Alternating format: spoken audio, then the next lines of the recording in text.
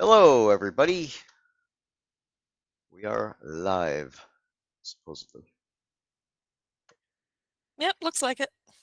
Yeah, it sure does. Okay, I guess I should go do the official thing here, and then we'll explain the prize phrase and everything. Okay, welcome. This is the Shroud of the Avatar, our monthly live stream. Um, I'm missing my intro's not here. Why is it? Huh. All right. Welcome to Shroud of the Avatars, release 134 live stream. Each month we have a live stream the day after we publish the major update. This month's update is release 134. The Shroud of the Avatar is a free-to-play online game with over 400 scenes to explore. Follow us here on Twitch at /Shroud of the Avatar, no spaces, Facebook /Shroud of the Avatar, or via RSS on our website, shroudoftheavatar.com. We have at least one live stream a month providing updates on game development as well as upcoming events and sales. Today, we will have at least two prizing giveaways per hour. To enter, type the phrase "Remember the Astronauts" into any in-game chat, including whispers, or make a purchase on the website. Players can enter the phrase in-game or make a purchase on the website to enter anytime during the day of the stream, prior to or during the live stream, right up to the drawings. We will add a round of prize drawings for each hype train level completed by the folks watching the stream in Twitch. Hype trains are reset every hour, so you have multiple chances to increase the prizes with hype trains on the hour if the stream goes longer than 1 hour. So, why don't you guys test that out, right? Get a hype train going. Looking to give more prizes away today. Um, all right, so yeah, somehow I got my housekeeping in the wrong order on my script here. All right, so I am Stephen Reinen. I go by Ravalox in game and in all sorts of other social media places. And I am the chief cook and bottle washer for the game. Do a little bit of everything, and nowadays a lot more of everything. Um, and who are you? Uh, I guess you're talking to me as I'm the only one here. Yeah, sorry. I think I'm the only one here. I'm Allium. I handle release notes and patch notes and some debug forum tracking and some small bug fixes and making a lot of items recently. Yes, I spent last month playing in the dirt. yes, she did, and we'll get to more of that in a second. Um, let's see here. Small interruption in Sure. terms of accessing our socials. Vulcan Jedi, I think, asked if we're on Blue Sky yet. Yes, we do have an account. We have not set up anything and posted anything to it yet, so we will be getting on there shortly. And I just linked it. I mean, yeah, he's right, it's empty, but it exists. Yep, it does exist. And I have an account for myself as well, and so we'll get there. And Knight Rider wants you to open the bridge. All right, we'll talk about that too in a little bit. All right, so let's see, where are we? Blue, blue, blue, blue, blue. All right, so let me just rattle off some stuff. So right now we have the sales for this month. Well, this is not this month, but this cycle's sale. Are the Kodos are on sale for the website for 20% off. Big surprise. And the 2 hour rolling in-game crown store sale is 30% off instead of the normal 20% off. Um, those um, those sales will go on through February 7th, and which is next Friday. So somewhere between the end of Friday and Saturday, I will publish a patch that'll turn those sales off. So make good use of the sales now while they're around. Let's see here. Okay, this month's login reward will be 3 Victorian Valentine's cards, and the subscribers will get an additional login reward of a fancy vase of pink roses and a set of medium Valentine's Day boxes. Uh, the the Victorian Valentine's cards are a little bit of a new thing and had a little bit of a glitch with it, but we already patched that, so those should all be working perfectly now. Um, and I guess we'll show those on the stream in a few minutes here too as well. Uh, if you are not yet, you should subscribe to the game. Subscriptions are optional. We don't mandate any spending of money to play this game. In fact, one of the major things that we put into for content this month are completely free. It's craftable stuff. So there, you could definitely fully enjoy this game without spending any money. But of course, if everybody did that, then we wouldn't have any money to develop the game. So please subscribe and assist our developers to have a roof over their heads, eat, and make new content.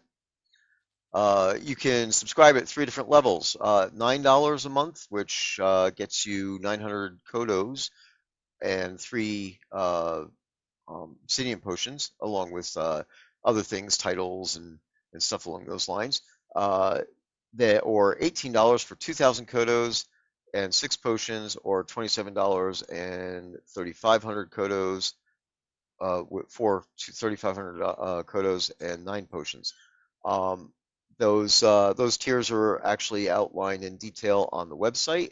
Go check that out and support the game if you like what you see. And we definitely have a lot of improvements and new content in the works. So it just takes longer to make it if we have a small team. The more money we bring in, the larger we will make the team. So there you go. That's my spiel for the beginning here.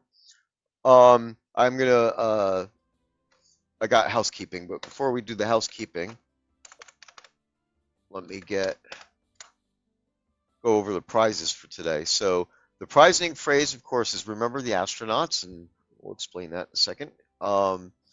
The prizes will be not in any particular order because I don't remember the order. A tiger cub pet down here so you can see him. So a tiger cub pet that will be given away. Really cute. And let's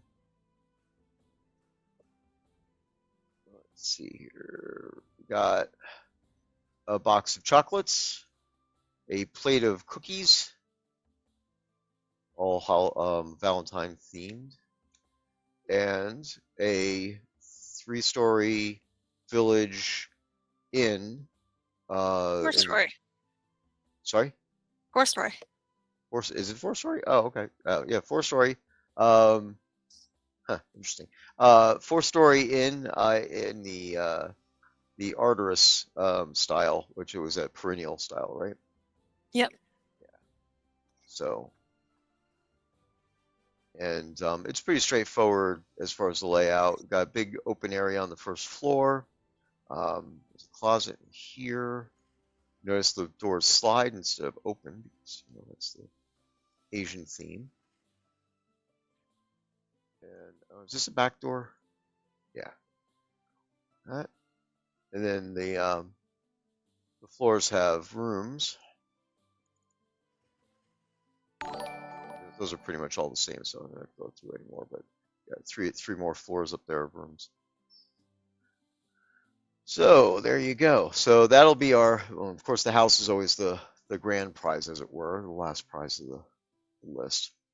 So we'll be running those out. In about half an hour to 45 minutes, we'll be doing the prizes, and we'll do 2 of those at least. So, all right, now where were we? Okay. Remember the astronauts. Yes, remember the astronauts. So today is the day that is an American holiday to remember the astronauts. This has to do with all of NASA's astronauts and their achievements. Um, so it's this is one of those ones that is celebrated on the last Friday of the month in January. So the date is not exactly tied down. So um, and it was basically to commemorate the space-related disasters which took place around this time in 1967. So that was Apollo 1, is that right? Yep. Apollo 1 was January 27th. Yeah, Challenger was on January 28th. Columbia was on February 1st. yeah. So So this is not a good time of year for that sort of thing. yeah, weird. Well, maybe not so weird. Maybe they shouldn't be launching in cold weather. So I think that's mainly the problem there. Um, so there we go. All right, now let's see. What do we got next? All this. Okay, housekeeping. All right, folks. Here's some announcements for you. First off, Shroud of the Avatar is not associated with Portalarium anymore. Hasn't been for, well, since 2019. Like I think in the middle of 2019, when the assets were purchased away from Portalarium and shifted to Catnip Games. Um, we well, Catnip, I came on board a little bit later, but Catnip took some time to clean up uh, all of its assets and things to no longer show Portalarium's name. And I think even now, every once in a while, we still find one hiding deep in the text of things. Basically, we have a support email address, support at shroudoftheavatar.com. The old support address, support at portalarium.com, will no longer work. We have been forwarding the support emails to shroudoftheavatar.com for over a year at this point, and now we have completely just shut that down and killed the email address, so that way it won't come through. So if you're in email support, please use the correct email address of support at shroudoftheavatar.com. Same thing with any of our correspondence. We'll be using that shroudoftheavatar.com address domain now. All correspondence must go through support at shroudoftheavatar.com. We don't monitor the forums, Discord, or in-game mail, things along those lines for support-related or official stuff. Anything that's trying to contact the devs. There are definitely routes for you guys to go through if you want to request an item or something. There's wish list forums for that, bug forums for bugs. If you have something you suspect is an exploit or a customer service issue or anything else that you want to reach out to the devs for, please utilize support at shroudoftheavatar.com. Yeah, the only exception that I will make to that is that, of course, you are welcome to contact us on Discord if there's a problem with the Discord channel. If you want to message me to tell me that there's a spammer, that's fine. Yeah, that makes sense. One other item is community cloaks. So, of course, community cloaks have been a thing for, since 2016, 2017. And uh, Due to the we can't have nice things rule, we have to actually revert back to the original policy and methodology for delivering the cloaks. Uh, at one point, there was so much activity on this that Barrick, the community manager at the time, had to change the methodology and basically said, "Okay, we'll give you X number of cloaks and go ahead and you hand them out." Problem is that we have now found that basically what's happening is that people are applying for a community cloak for an event and then not giving out the cloaks and then just selling them. So we can't have nice things. Therefore, going forward, we're going to go back to the original policy, which is that you make the request through support, the support email address, to get the cloaks. And then once the cloak design is done and ready, you guys let us know what players attended the event, and then we will send the cloaks out specifically to the players who attended the event. No extra cloaks will be given out. So, if you requested a cloak, you're going to get the cloak because you requested the cloak, as part of the event. But we're not going to be sending you guys like extra cloaks to give out to people who weren't there or that you don't know what their game logins are or whatever. So that type of thing is causing a little bit of an issue. One other note along these lines as well is that we'll be having a $5 voucher token for community cloaks. So when you want to do this, you can reach out to support first if you want, but you're gonna be advised to make sure that you have that voucher. This is trust me, it takes a number of hours to do a community cloak, so $5 is definitely not a big expense, uh, versus how much work actually goes into getting those cloaks done. So it's a bit of a token, so that way we could justify the time that we're spending on community cloaks for that type of thing. So there you go. All right, so now I'm going to go ahead and I'm going to go over to Castellitos.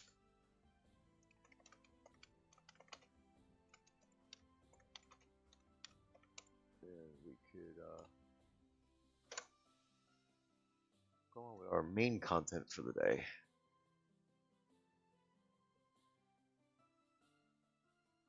Vulcan Jedi, yeah, reach out to support and ask the question. Lainey can go over that with you as to what will change with that.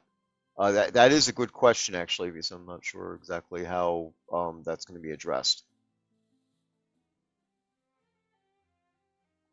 I do believe that she has um, everything sorted out for that as far as what needs to be done.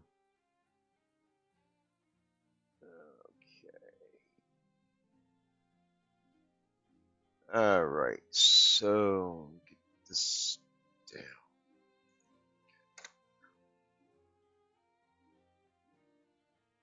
Something place here.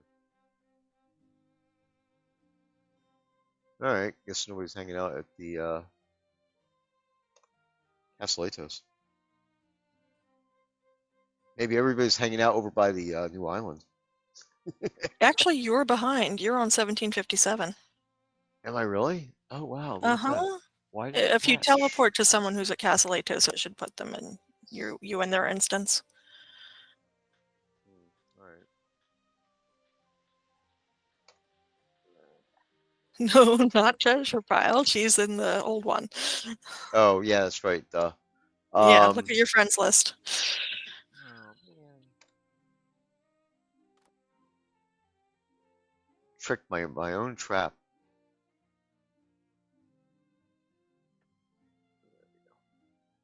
All right. Yeah, I thought I was getting more organized, and I even said to Allie, "It's like I'm ready ahead of time. What's wrong? There's something's missing." So I logged into the game before I actually published the patch and forgot to log out and update my client. There we go. Wow. All right, I'll hang out with you guys over here. What are we gonna watch? Something interesting up there? All right. So let's see here. Am I ghosted? I'm still ghosted, I think.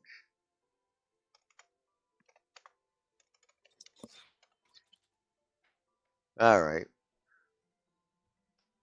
Hey, greetings.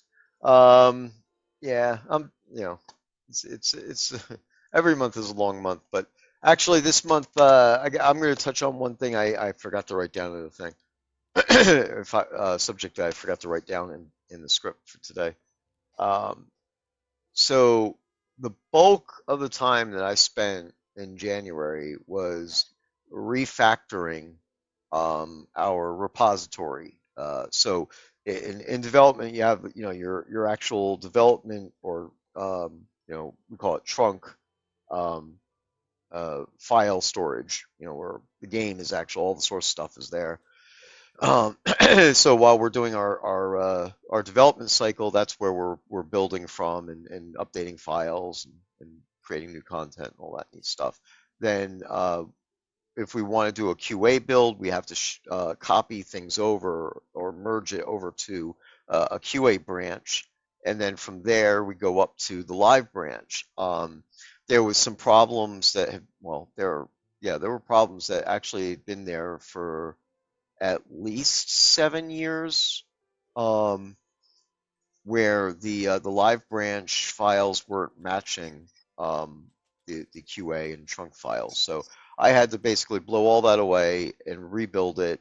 And since since the project is so damn huge, and the drive, we don't have 4 times the drive space that we would need.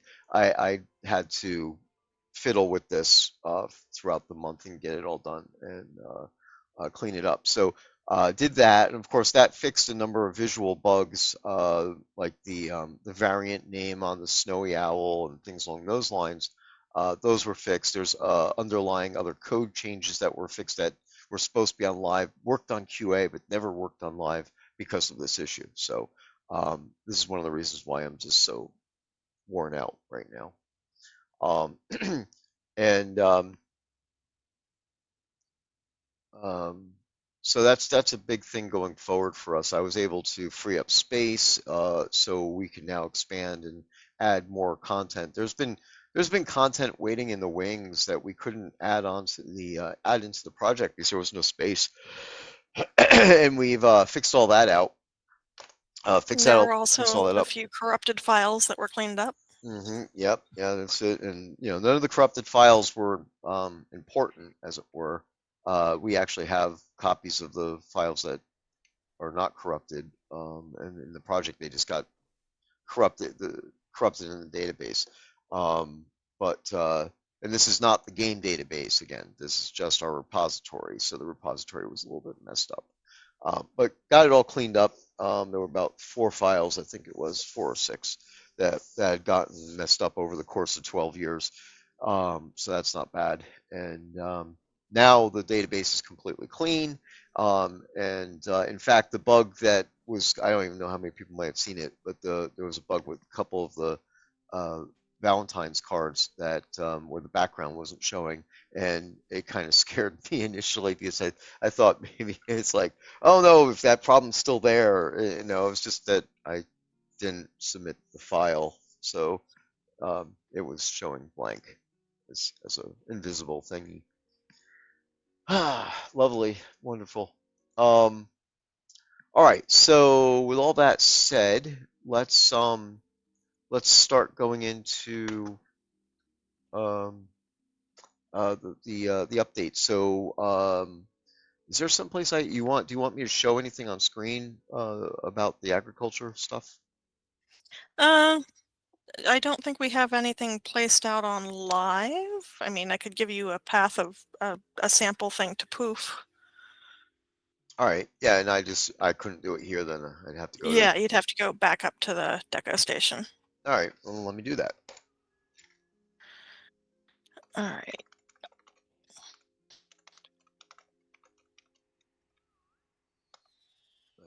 Can't type.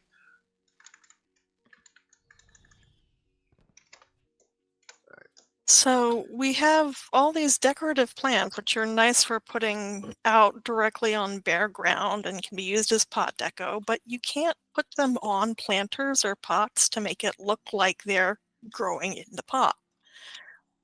And we have all these active planter pots and beds, but you can't use them to display immature plants for long because they will mature, and you can't use them as pot deco.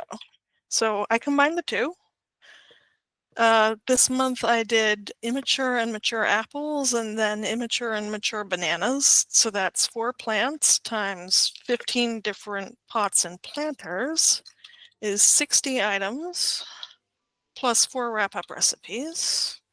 So this took a lot of figuring out for the first one, and then the second one banged out in a few hours. So it's tedious work now, but it'll go pretty steadily now that it's set up.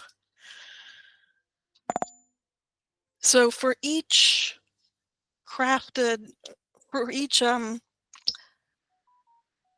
pot or planter that's in the game, including the ground store ones, you can take the right number of deco plants for it, and a planting trowel, which are on the crafting vendors, and the bed or pot itself, and stick it on the carpentry table, and make a deco version that can be placed on pot land and is scalable within the normal 80 to 120%, and takes less time to load than a normal bed full of plants, because since they're not active plants, it doesn't have to calculate the agriculture state to figure out which item to display for each plant. They're still a little graphically intensive because you can see each of those leaves as waving in the wind times 20 plants for a large bed.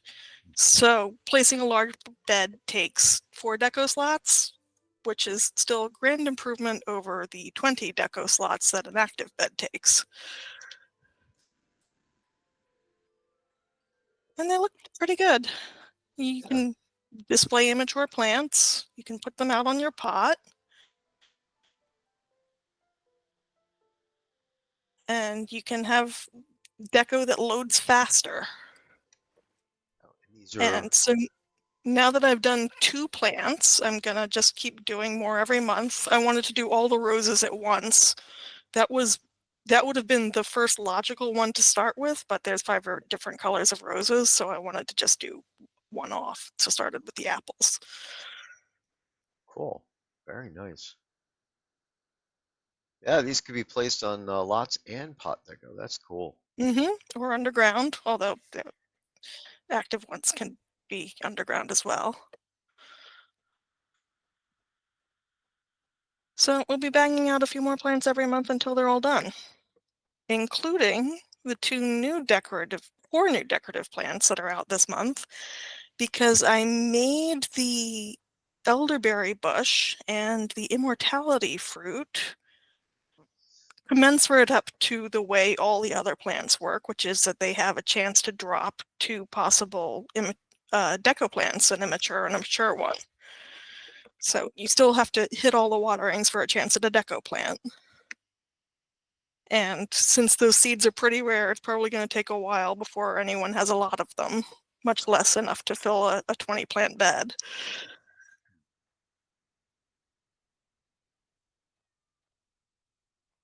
I also, since I was thinking about planting stuff, made it so that eternal seeds are actually useful. If you hit all the waterings, they have the same time period and watering requirements and output possibilities as normal garlic and mandrake and nightshade seeds. You just have a 100% chance of getting the seed back instead of whatever that is the normal rate. Yes, Aurelius, they all need to be the same type, because in order to do different ones, I would have to actually make new prefabs for each one. And that might be a possibility I can do. I was thinking with the roses, I might do like combinations with one color on one side and one color on the other, but that's a lot of extra work. So there's not going to be many of these combinations, and for the most part, people are going to have to specifically request them. Yeah, I'm not going to program in every possible combination.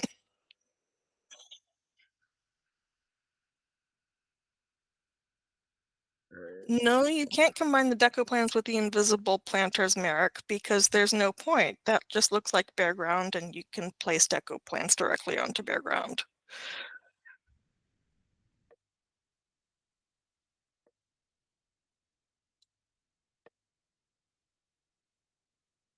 So let's see, is there anything else about that that I didn't mention? I mentioned the scaling. The scaling and the deco slot increase were just in patch 1758 today. Leonard had mentioned the scaling yesterday, and I thought I would try to sneak it in since we were doing a bunch of small bug fixes. Right. Yeah, and of course I tried to scale this one and realized, oh, that's right. Again, I didn't patch. So, Yep, everyone gets these recipes. There are 4 recipes in the carpentry section of the crafting book: decorative plants in large bed, medium bed, small bed, and pot. You don't have to go buy them. And it will continue to be only those 4 recipes. There is a recipe for each single combination of these, but they're hidden from the player. So I had to learn how to make a wrap-up recipe that would trigger for all the possibilities. So that was fun. And the other thing is that if you decide that you do not like the plants that you have planted in your planter bed, you can take them back to the carpentry station and salvage it, and you'll get your active planter back. But not what? any of the plants. You're Wow. ripping those up. That's really great. Hugo in pieces that should have been fixed, yes. Can you poof a Baroque fountain and place it? Oh, sure. Yeah, if I can, Or if we have one sitting behind you on the lot. maybe.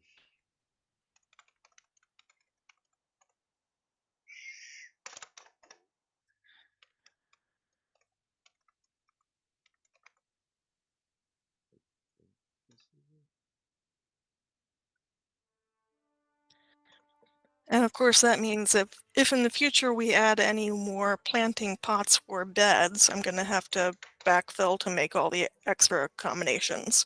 And that's fine as long as it's not a bunch at once. Well, if I go over here, they're going to see our messy backyard.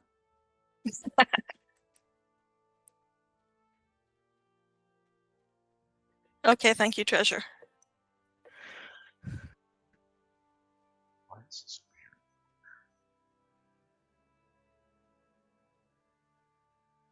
weird? Is the fountain out here? Might be a little farther to the left. No, looks like it's not. Yeah, I don't see it. Did you find the path for it, or do you want me to track it down? Yeah, you want to track it down, please. Yeah, it'll be in my notes from last release. I'm slow like that.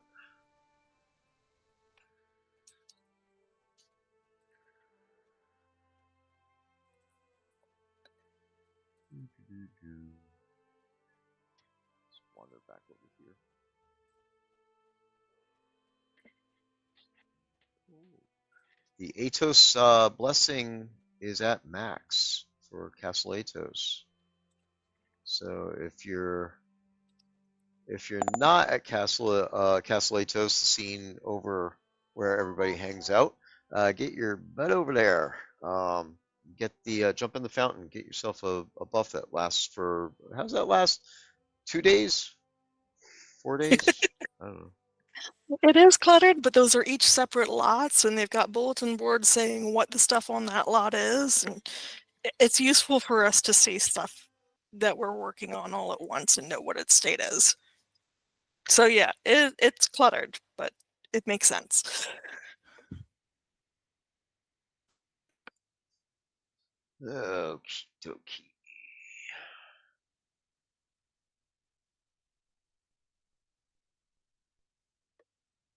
Yes, that is a cluttered basement. I think he's proud of that, though.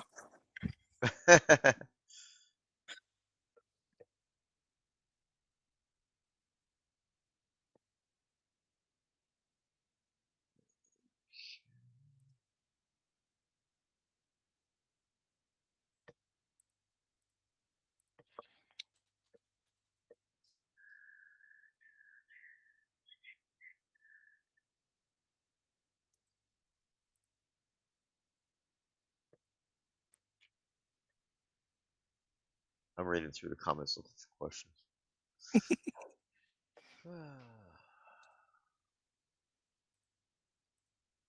So, and I'm going to address this because let me see, who was it who asked that?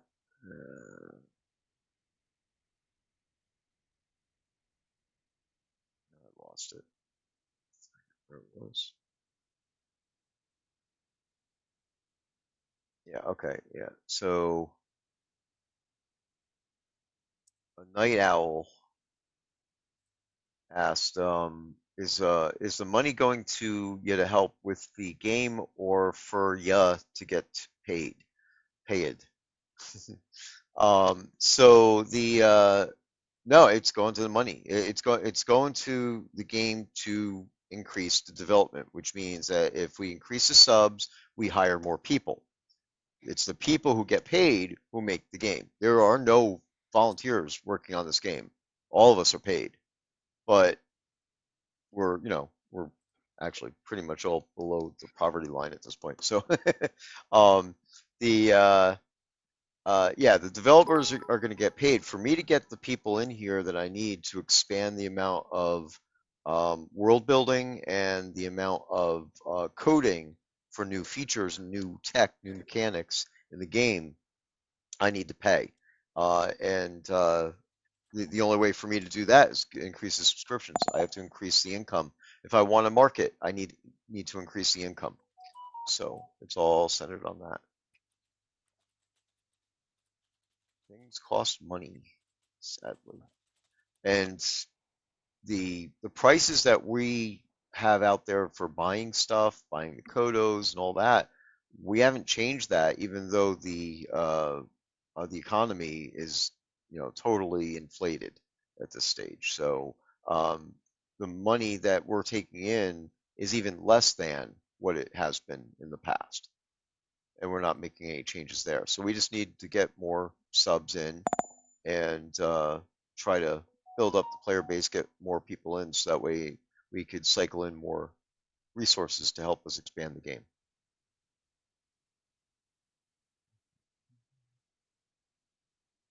Let's see,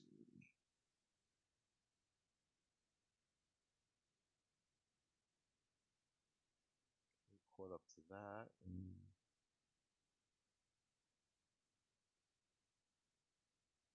Okay, so as far as open source, actually there are uh, some parts of it that were released to players for crowdsourcing. Um, it's a Unity game, so basically prefabs and assets and artwork and things along those lines can be developed. We don't actively encourage players to do it because it ends up being a lot of work for us to rework the stuff to make it work properly. Um, but if you're an experienced 3D modeler and you want to throw some assets at us, go for it. Not going to refuse stuff if somebody throws it over towards us and then we look at it and it's functional and feasible for us to use in game. But we don't have to. We're not going to open source the source code, but the uh, helping to make 3D models and things along those lines can definitely be crowdsourced. And there's also, since we opened Lua, there's the capability for players to make overlays to do other stuff. I know that there's calculators and HUDs and such that people have made that we didn't have to because the players did. Gotcha. No, thank you, Night Owl. It's a Night Owl. Appreciate that. Yeah, Yeah, I would. Go ahead. you're not wasting money if you feel like you're getting the enjoyment out of the game that you're paying for. Yeah. I mean, think of that, right? Uh, where are these Overnight opens? Kislow, check in the forums. There's a subsection for Lua mods that players have published. Yeah, I mean the game is absolutely huge. And I say this, obviously in a good way because I'm working on the game myself, right? But when Portalarium, the original developer of the game, uh, started and going in there, they had a set of goals and in a box that they were supposed to be working in. But over the period of, I guess, about 2, 3 years, um, as they developed the game, they those things expanded for a number of reasons. We won't really talk about Richard. What um, basically Lord British hears ideas and says, "That's a great idea. We'll do that," and keeps on adding us. It's called scope creep. There was a lot of scope creep in this game.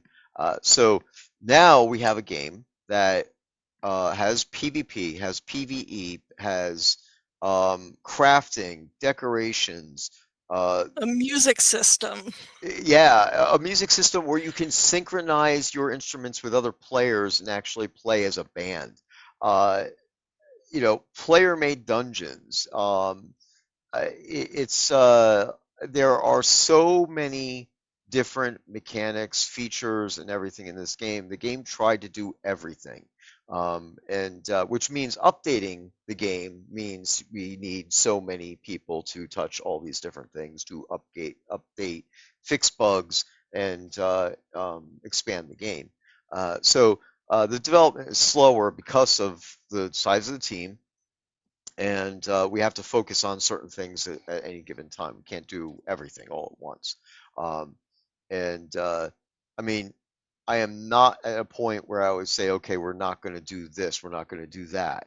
One of the other things, it's an online and offline game, right? The offline game was intended to be just episode one, which technically we're still in, although episode two is close to actually being done. And uh, episode the way the offline game works right now, episode two content has bled into it because we didn't have a well, again, not we, but previous administration didn't have a way to cut it off or whatever. So we're not specifically supporting expansion of the offline gameplay, uh, though functionality is coming along with the online version of the game as well. Uh, so um, Point being is that there's an online, there's offline. On the online, you could play in open world type of stuff where you could see everybody and all that stuff. You could go into a private online mode where only your party members are visible to you.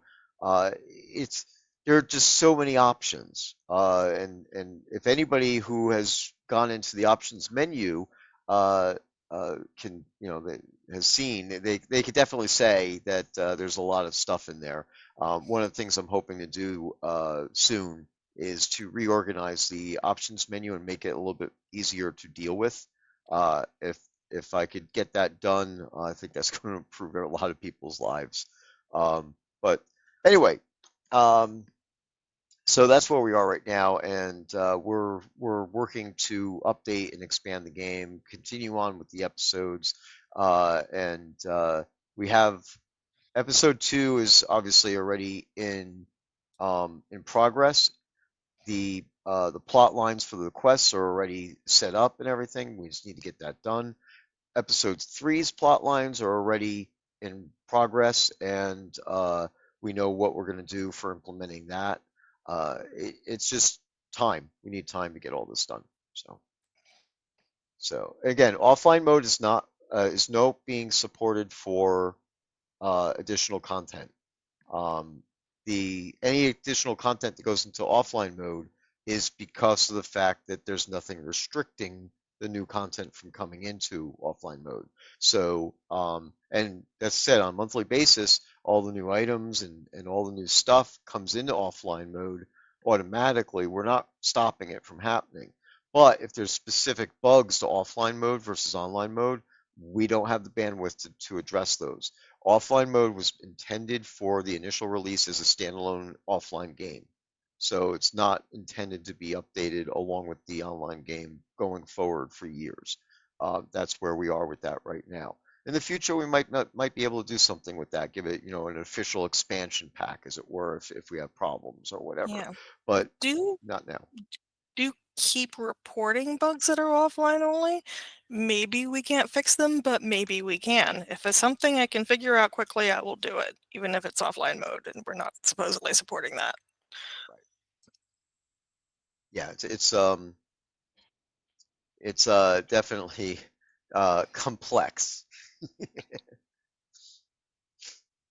So,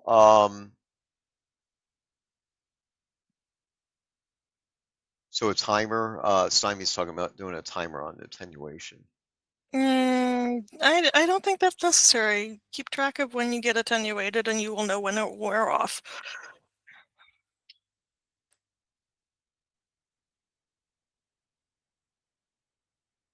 Cat Dude, Bloody Map 3 has been attempted to fix several times now. We can ask Senio to take another look at it, but I think he was baffled. I haven't looked at it yet, too. Yeah, I don't know what's going on it's with that. something wrong with the actual placement of the mobs for the final battle, I think. Oh, really? Okay. All right. Yeah. Okie dokie. Um, Attenuation was supposed to be a stopgap until everything is balanced so that it would be impossible to earn more than a reasonable amount in any zone with any activity. But since that isn't done, we limit it manually. yeah. So if we didn't have attenuation, you still wouldn't be able to get unlimited XP. Oh, so there was one in my inventory someplace. Yep. Time of day? There we go. So there you go. And all four tiers of the base are above the ground now. And size it?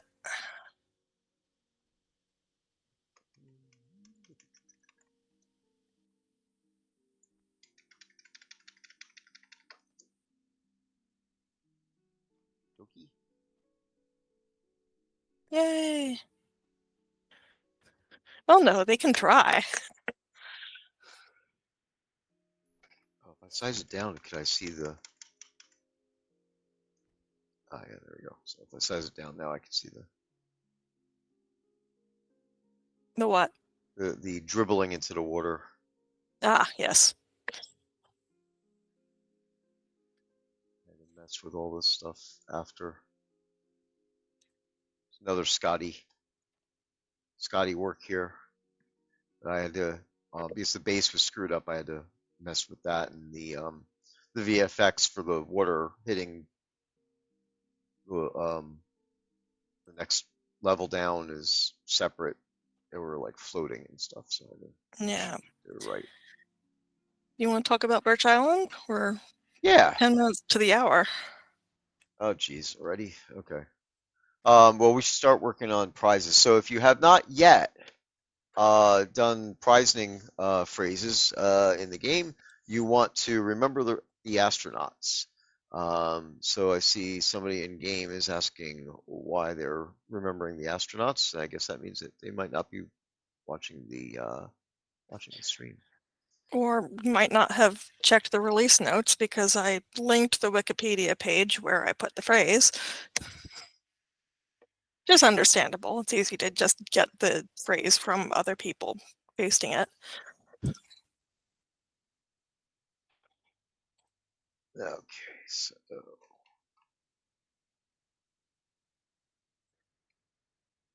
all right, so let's see. All right, I'm gonna go over to Novia, and we'll give a couple of minutes here, and then we'll run the prize phrases. What we'll do is we'll run 3 prize phrases. How's that? We'll do 3 prize drawings instead of just 2.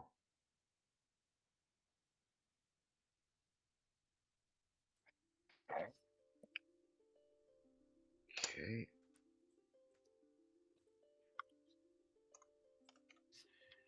Set the game time so I can see what I'm doing. And I'm gonna just take a walk over the overworld here in first person because I enjoy that.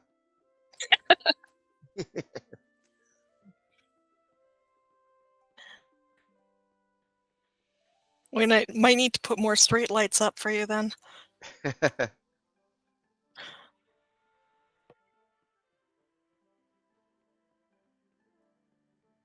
That's right. Now, of course, the overworld map for newer players. This is very old school methodology. Lord British Games always had an overworld type of map um, that led you to the different areas in the game, and this one is no different. So the scale of things are a little bit different on the map. So things appear to be bigger and so forth because of that. Um, I saw somebody had said, I think earlier in the week, something about the overworld breaking immersion, but this isn't that type of game. The where it's a direct scene-to-scene zone transfer or zone-to-zone transfer. This one, we have the overworld in theory to link between these scenes or these zones, as it were. So on the overworld map, we just added this. There was a deserted type of island over here in a little bit different shape, but for those of you who were around last month and experienced the eighth level of hell, which is or was the demo version of the beginnings of what's going to be the next dungeon that we're throwing into the game. In fact, I'm going to slew a little bit here so we can see. So the dungeon is going to live on this island. And before this was just like a little um, lima bean shaped thing that was hanging out over there. I changed the way the island is. The island's probably going to be modified a little bit more. It might grow in size, but this is roughly the shape that it's going to keep. And this is called Birch Island. Right now, there's only birch trees on the island, and it is an homage to Oak Island, which is in the real world, as it were, up in Canada on the east coast of Canada. There's an island that back in the 1700s, like I think it was like 1780, 1790, somebody, a pair of guys found a depression in the ground on this abandoned, or not abandoned, but uninhabited island, um, and they dug in it because there was a pulley and a tree above it, so it made it seem. Thank you, 1795. Um, Made it seem like there should be something there. And they ended up finding that about every 10 feet down that they went, there was a platform of logs laid down, and that kept on going down. This is now called the Money Pit, and this legend has been around for quite some time. That basically, it's pirate treasure, or it may be where they hid the Holy Grail, or the Ark of the Covenant. There's all these different stories and everything. It's huge, huge stuff. Episode one is the quest line. Episode one is not the land. So each episode does not have to have new land tied to it. In our case right now, episode one takes place on Novia, and episode two takes place in Mistrunder. But this is just some content we're adding. It has nothing to do with any of the main quest lines, which are episodic. So this island is basically shaped to be like Oak Island, very roughly. Obviously, the scale again is not exactly right, but I've thrown on here the money pit itself, and there's a house on the island where somebody. I should have looked this up again. The guy who was owned the island for quite some time and lived on the island. His son is now working with the team who's currently trying to dig and find the treasure. So that house is there, and this well, which they found, which technically I think this well is on that side of the island, but that's where I put it right now. And each of those three locations will be, in the long run, interactable and places that you could go see. So you'll have the main dungeon here, probably put in a village type of thing, uh, so a small town type of deal, and then the well will be another adventure scene of some kind as well. So, Yes, I gave Ravalox a map of all the different islands and little peninsulas and coves on the overworld and said, hey, this is a place where some new content could go.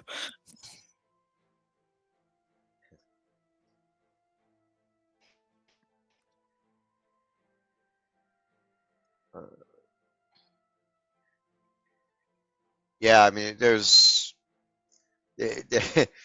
are a lot of lore, a lot of legends and stuff, and of course, their legend, the real world legend is that 7 people have to die before the treasure will be found, and obviously that wouldn't work for us. So, for us, it's going to be that all the birch trees need to be chopped down before the treasure can be found, which of course won't happen. So, but yeah, the main dungeon, I expect it to be larger, much larger than the demo was in December when it's done, and there'll be some really cool stuff involved in there, and uh, you know, basically I want the dungeon to be very difficult to survive. So by the time you get to the 8th level, it's like you need to have a full party to get through it. That's the plan. So we'll see what happens with that. I got my plans. I gotta get things done. I'm working with Sanyo on that to get it all put together. This is one of the projects that I've been doing, and he's assisting. So right now the island is blocked. You can't get across the bridge, and the technical reason is because I didn't update the hex map to tell the game that that's not water. So it thinks the bridge is water, and you can't walk over it because of that, because we don't allow people to go into the water on Novia. So that's the reasoning. And I'll get that going and fix that up. It'll be cool. So looking forward to it. It'll be fun. All right, let's And go ahead and do our drawings. yep, Is that what you were gonna say? yep. Okay. All right. Let me,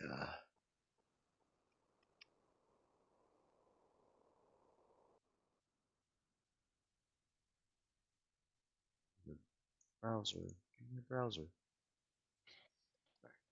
Ginger, localization is something that is officially on hold. It is not abandoned, but I can't say when we're going to restart it. There needs to be some server work on the back end before that could be reopened up to volunteer players to help continue and expand upon that. Right. I've actually been working on it though. This as part of the work I was doing this month in January to clean up our repositories. I also went through and fixed a whole bunch of stuff in the scheduled builds and everything in the updates. So the the translation server is still there and online, but it's not getting updates from the the repository. Can't say the database, the repository, so that way it has all the current dialogue for people to translate. Um, so I think I have 1 or 2 more things to fix there, and then we could discuss what we're going to do and how we'll approach that program. Down to the thing. Treasure pile, we do actually have at least one place in the game where the water, two actually that I can think of, where water level changes over time, but I don't think we would want to apply that to the overworld because it would, uh, the water level would change for the whole continent.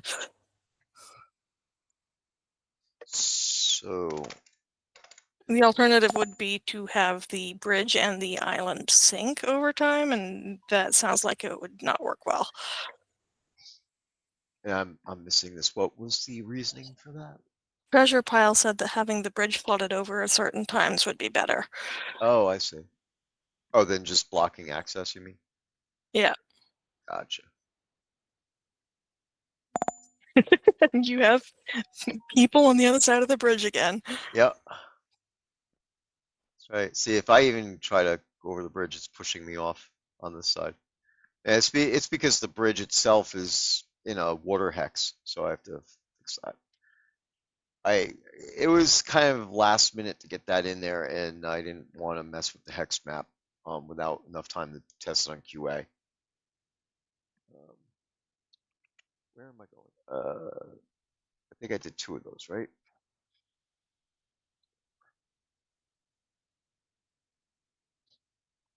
Yeah, that would be interesting.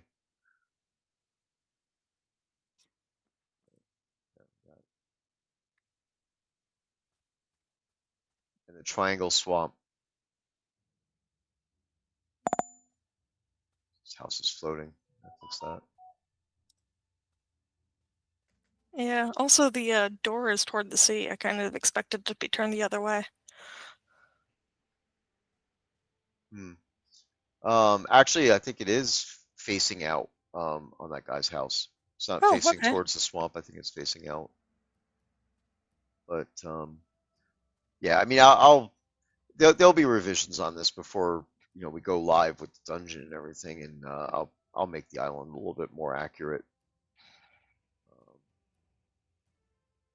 I probably moved it if the well is on the north side of the island, because I think it's in lot 5, and I think lot 5 is over on this side. So I watched the show, so I've been following that. Actually, I've been following it ever since Leonard Nimoy did a In Search of episode about it in the 1970s. Because I'm old. Okay, I think we have our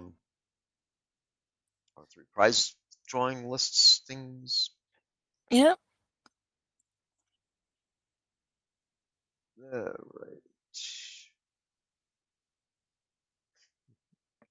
and I don't see any duplicates. Awesome. Not my doing. I haven't fixed that yet. Still random chance then. Yeah, still random chance. Though I have gone through it and have a direction to take. So we'll see what happens with that. All right, let's go ahead and read off the prizes. Okay. Square heart-themed box of chocolates goes to Aegis Ellalin and Merrick Dragon and Gwendolyn Obscuro, and heart-themed cookie plate goes to Oberst Nightblade, Knight Rider, and Jock Sparrow.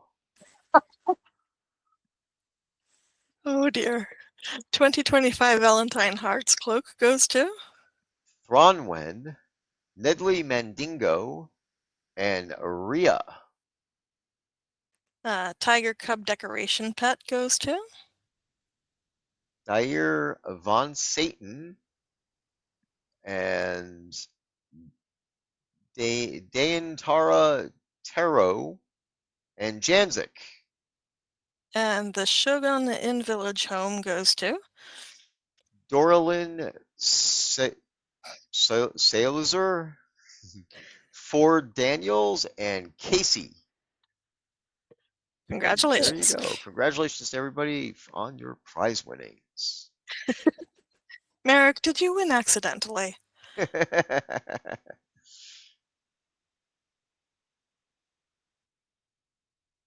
That's funny. Congratulations, everybody. All right, we're going to keep this a short stream this month. Now, as usual, I really do want to stream more during the month. And my my initial plans during January were that I was gonna, because I thought that the refactoring of the repository was not going to take 4 weeks. And that definitely took a lot of time. And I mean, we're not like 4 weeks to figure it out or anything like that. Knew what needed to be done. Drive space was a limiter. And so I couldn't just like I wanted to move all three branches, all three of our main branches off to the side, the archive and make sure they're still there in case anything went wrong. And of course, I was doing snapshots and stuff throughout the whole thing, backups throughout the whole thing. But because of the drive space limitation, I could only do one branch at a time. Each branch took 2 days to move the files around. I mean, we're talking terabytes of data. So, um, and we're still doing production development, throughout this whole thing while Allie was working on the planters and everything. I'm doing all that stuff, so I can't even my snapshots. I had to give time for the developers, the team, to submit things into the project and then do Yes, another there was a whole lot snapshot. of, I'm taking things down again, don't submit anything. Yeah, Several hours later, yeah. okay, you can submit things again. Right. So, I mean, this is it. Yeah. In addition to me doing my other work as well. So, anyway, I didn't do very much player-facing content, so I didn't do any streams. But this month coming up, um, I this month coming up, I have some programming that I'm going to try to get done this weekend, and then after that, I'm going to be working on the dungeon and this island and getting the hex map straightened out and stuff like that, so I could stream things along those lines. Um, Basically, uh, what I'll do is I'll stream when I'm putting together floor plan for the dungeon, but not where secret doors will be and things like that. So, some things need to be not laid out for everybody, and there needs to be some surprises and some things along those lines. So, but uh, definitely a lot of stuff content wise and things along those there that I could stream. And I'm sure people could tell that I'm tired. People know me and streams that you've seen in the past. I was hoping that I would not be so worn out on stream, but I am definitely worn out. So Yeah, anyway, so Blue Eyes, he could theoretically summon you over the bridge, but there's no scene to enter over here. yeah, I mean, apart from what I'm doing, showing you guys on stream here, there's nothing to do. You know, no interactives at all. Just another place to be on the land. And you can see it's very rough. It's not really made up well yet. I just I wanted to get the footprint into the game as I'm developing the dungeon, showing some progress. So there you go. All right, guys. Are going to get going then, and thank you for following us and following our streams and playing the game and subscribing, as I know you are. Thank you very much. Um, and as I said, this year we got a lot of stuff planned, and I talked about that last stream. So a little bit later in the year, we'll give more details about some stuff and changes that are happening. That nothing in game, nothing that like that type of thing. But I still have servers that I am putting together to upgrade and make things faster. Our builds will go faster, and our footprint in the data center will be reduced. So everything is going to be in great shape as far as that's concerned. So looking forward to getting to the point where I could tell you more about what I got planned and what we're going to be implementing by the end of 2025. So, Archaic Lord, some of them are, some of them aren't, but we have one dev that is Linux only, so that will always be somewhat of a priority. yes, definitely. Yep. Oh, and Chris Atos, for those who know, I have confirmed that he does still have the Mac test box that was I think it was donated to the team for us to use for testing of the Mac client. And I will be picking that up from him and bringing it over to my place here, so that way I could actually do that. Yeah, it would So be useful if it were an M1 Mac. yeah, which I don't I don't think it think it is. is, No. but it's still better than not having anything at all. Yeah. Now, if anybody wants to donate an M1 Mac, the address is no. Yeah. So if actually, seriously, if anybody wants to donate an M1 Mac or something to us to use, then get in touch with us through support, and we'll talk about it. Um, Yeah, we've we have a bug that shows on the M series Macs where everyone who's playing on those machines looks like they're always mounted on a horse. And I've thought for a long time that that was simply a matter of our old version of Unity and nothing that we could do for it until that is upgraded. But it seems like some players have gotten around to that. So there might be some work that's something that we could do to fix it, but we've got no way to test it. mhm. So the only thing that we could do, and which we might do one of these months anyway, is to make some changes on a QA build and then ask someone with an M1 Mac to test that QA client. Yep. Absolutely. Yeah.